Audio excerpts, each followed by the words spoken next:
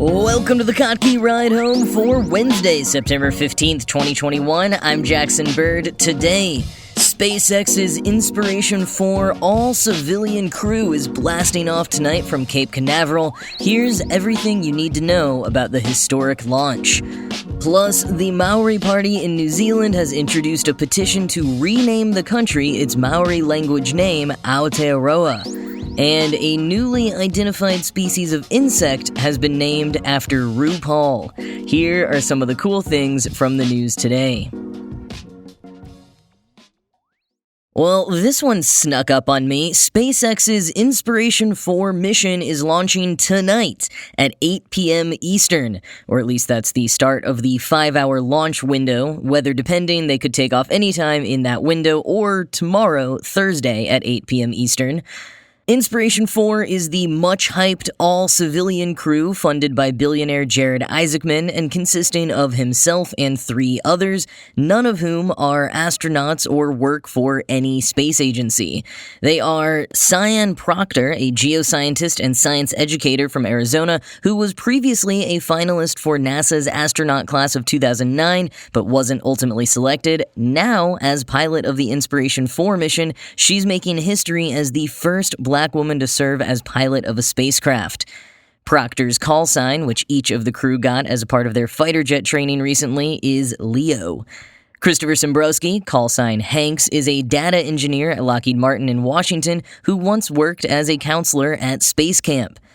Haley Acrono, call sign Nova, has received perhaps the most attention this year of all the crew members. I've mentioned her a few times on this podcast.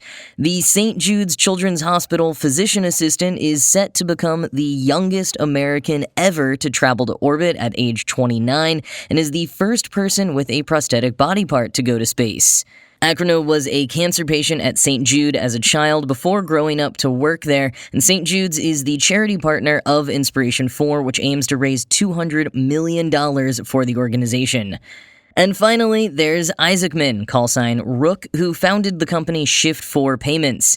Having learned to pilot advanced aircraft as a hobby following his financial success, Isaacman fell into this whole affair after discussing with SpaceX about investing in their company. According to the New York Times, during those discussions, he told company officials that he wanted to buy a trip to orbit someday, and things kind of spiraled from there. The other 3 all got their seats from various competitions and selection programs run by Isaacman and his company, determined to find 3 everyday people. They are extraordinary folks who've done some awesome things, of course, but they aren't billionaires or trained astronauts. They're symbols of the idea that any of us could go to space in the future. And unlike some recent suborbital flights, these 4 are going to experience the real deal. They'll be traveling inside a Crew Dragon capsule named Resilience that will launch on top of a SpaceX Falcon 9 rocket, the same system that takes NASA astronauts to the ISS. But instead of visiting the space station, they'll orbit Earth for 3 days, getting some unbelievable views of the planet at 360 miles altitude. As people cover this story, there's been one point of syntactical confusion. What do we call these 4 individuals? Are they astronauts? And with all these private citizens going up to space this year, the Federal Aviation Administration actually updated its requirements for gaining your astronaut wings as having traveled 50 miles or more above the Earth's surface, which the Inspiration crew will definitely be doing. They're actually going even higher than the ISS. And also more subjectively, quote, demonstrated activities during flight that were essential to public safety or contributed to human spaceflight safety, end quote. This crew will be getting their wings, I believe. They've been through rigorous compressed astronaut training over the last several months, but despite that, they are not paid employees of a space agency, nor have they gone through the years of formal astronaut training, with the exception of Proctor, who did most of it. So a lot of places have been calling them amateur astronauts or civilian astronauts, although Ars Technica points out that technically civilian means a person not in the armed forces, and there have therefore been 15 previous all-civilian orbital flights, so that would make all of the first ever all-civilian spaceflight headlines incorrect. All private might be more accurate. Others are calling them tourists because this flight is being thought of as heralding the age of space tourism. Rick Tumlinson over at Space.com has a good rebuttal against calling them tourists, however. Quote, "Call them citizen explorers, private astronauts, call them anything else, but do not demean their amazing and incredible journey into the heavens by slapping the ridiculously overused term tourist on them. That is, of course, unless you are also willing to use the word to describe every other person who has strapped themselves on top of a controlled bomb to fly to a place that could kill you in exquisitely awful ways to achieve whatever goals they may have had." End quote. It's a decent point, although if and as more private citizens make the trip to space, we'll definitely need to continue re-evaluating what it means and what restrictions there are. Like, do we tax the enormous carbon footprints of rockets, especially if multiple companies are going to start offering flights? There's a lot of debate and a lot of uncertainty, because despite the fact that civilian travel to space has been discussed for decades, and despite little fits and starts towards it here and there, this really is a landmark mission. Quoting the MIT Technology Review, "Never before have people traveled to orbit without being propelled by their wealth and without the oversight of a national space agency such as NASA. The goals of the mission are limited. There are some scientific experiments planned, but the most notable aspect of the mission is what will not happen. In particular, none of the crew will directly pilot the spacecraft. Instead, it will be controlled autonomously and with the help of mission control back down on Earth." That is not a trivial change, explains spaceflight expert Jonathan McDowell of the Harvard-Smithsonian Center for Astrophysics, and there are risks involved. For the first time, if the automatic systems don't work, you could be in real trouble, he says. What this shows is the increased confidence in the software and automatic control systems that allow you to fly tourists without a chaperone, end quote. And though McDowell just injected some real fear in me, I will add that Proctor and Isaacman went through training to pilot the spacecraft if it loses contact with mission control, according to Wired. And Wired also expands on some of those experiments that are planned. Quote, "They're bringing along scientific equipment that Acrono and others will use to study the health effects of space radiation and extremely low levels of gravity. Radiation can damage DNA and lead to cancer. NASA is in the process of setting new exposure limits for astronauts." Proctor plans to spend time on her art and poetry, while Szymborski will entertain the crew with his ukulele. End quote. Might sound a little blasé at first blush, but the MIT Tech Review reminds us of NASA's spaceflight participant program in the 80s. Tragically ended after the death of the first ever program participant in the Challenger explosion, the program was started in part to get better communicators and artists into space who could express the true wonders of the experience to people back on Earth. So spending time on poetry and music is really in keeping with decades-long intentions. Once again, the launch will be sometime this evening as early as 8:02 p.m. Eastern. You can stream it on SpaceX's YouTube channel or on Netflix's YouTube channel starting at 7 p.m. Eastern, where hosts Karamo Brown and Soldat O'Brien will be joined by a slew of other celebrities and astronauts in a live stream of the launch. The Inspiration 4 crew are currently the subjects of an ongoing Netflix docuseries showcasing the training that they've been undergoing. The docuseries promises to follow the crew until landing, with the next and final episode not airing until September 30th, but broken up by tonight's livestream. It's a fascinating experiment by Netflix. Posting a docuseries as it's still being shot is rare, although not revolutionary. Including a live element as a penultimate episode has full-on reality show vibes. But when the subject of the show is the world's first ever fully private spaceflight, and your carefully orchestrated livestream depends on the precarious performance of a rocket launch, well, let's just say they finally got my attention for this show.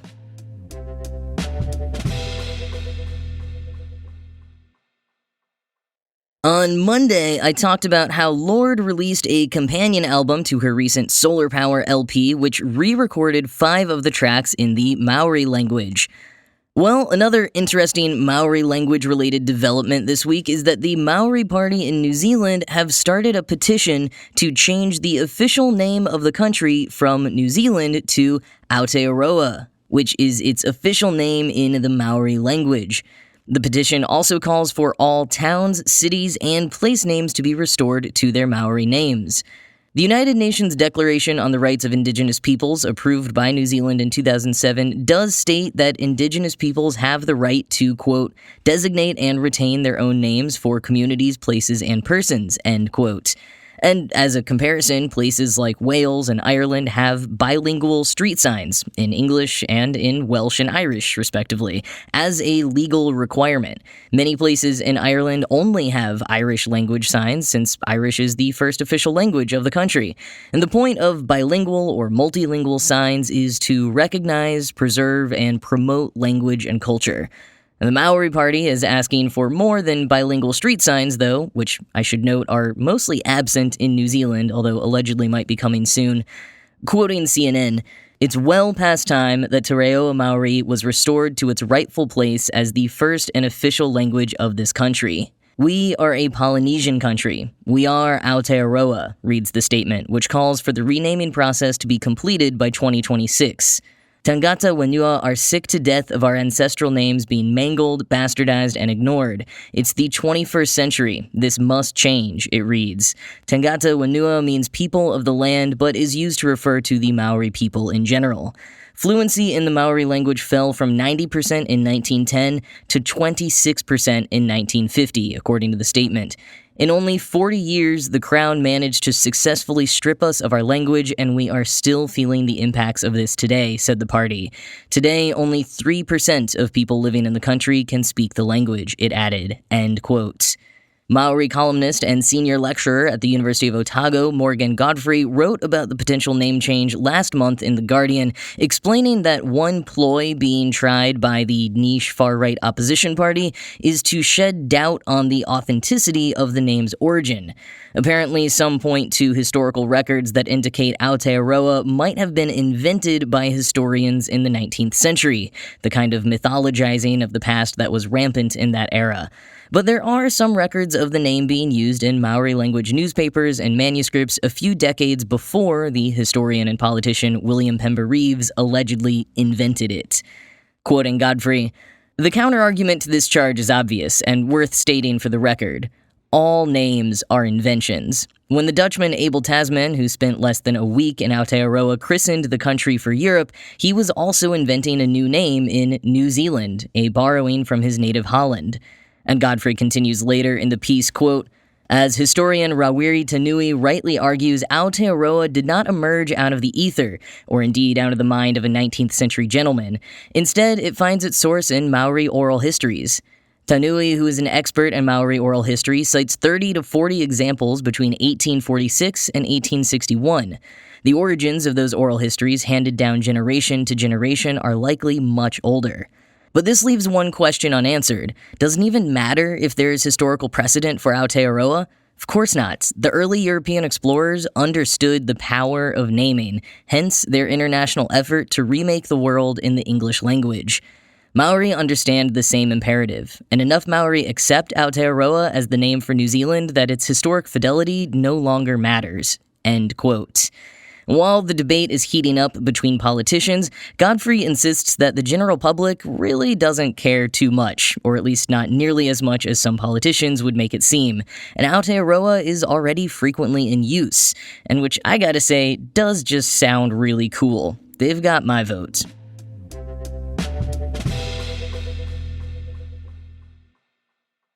RuPaul's cultural impact has officially extended to the world of insects. A newly identified species of soldier fly has officially been dubbed Opaluma RuPaul. Quoting The Guardian, "The RuPaul fly is part of a new Australian genus named Opaluma, from the Latin words for opal and thorn, because they look like little gems buzzing around the forest floor and have a distinctive thorn tucked under their abdomen." End quote. Dr. Brian Lessard, who named Opaluma RuPaul, said that naming this particular soldier fly after the drag star was, quote, "an obvious decision. I was watching a lot of RuPaul's Drag Race while examining the species, and I know it would challenge RuPaul on the runway serving fierce looks. It has a costume of shiny metallic rainbow colors, and it has legs for days. I think once Ru sees the fly, she'll realize it's quite fierce and hopefully appreciate the name." End quote. Opaluma RuPaul is hardly the first insect species to be given a creative pop culture referencing name. 10 years ago, Dr. Lessard named a horsefly Scaptia beyoncei. And included in the lineup of 150 new species named in the last year by Australia's governmental science research agency, CSIRO, alongside Opaluma RuPaul are 3 beetles named after Pokemon. Binburum articuno, Binburum zapdos, and Binburum moltris. I don't know which is harder to pronounce, these Latin names or the Pokemon. There's also a cyad-boring weevil named in honor of a creature with similar characteristics from Digimon, Demurus digimon. Naming new species after characters or people from pop culture always brings criticism from fellow scientists and the public alike, but Lessard insists that the names help raise awareness about the species and about a field of science that the public is often uninterested in or unaware of. I mean, I probably wouldn't be talking about this new soldier fly species if it weren't for the name. And in particular, Lessard and CSIRO point out that many of these soldier flies are from areas impacted by bushfires and are often forgotten in recovery efforts. But says Lessard, quote, "Soldier flies are valuable in the ecosystem. The larvae recycle nutrients from dead plants and animals, while adults are pollinators of some of Australian plants." End quote. Soldier flies and other insects are a crucial part of Australia's biodiversity, and a few of the newly identified species on this list have officially been recognized as endangered species. Lessard says that official designation, quote, "allows citizen scientists, conservation scientists, and even policymakers to go out there and protect them so that we can enjoy them for future generations. We don't want endangered species to sashay away into extinction." End quote.